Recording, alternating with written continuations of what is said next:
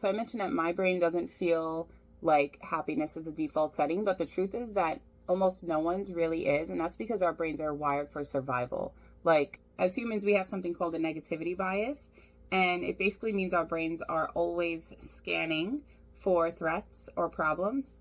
And, this was super helpful when we were like fighting saber-toothed tigers and shit. But now it means we kind of tend to focus on what's going wrong or what's scary instead of what's going right.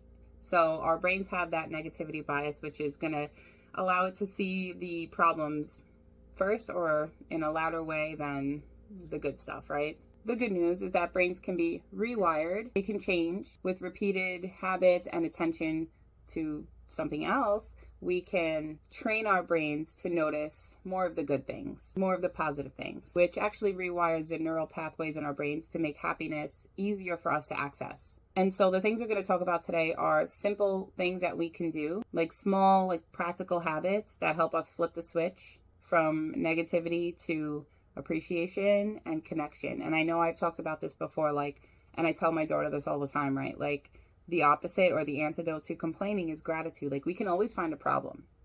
I could sit here and think of a million problems, but if I think of something I'm grateful for or a few things I'm grateful for, it's going to most likely stop that loop, right, of thought, that negativity loop. And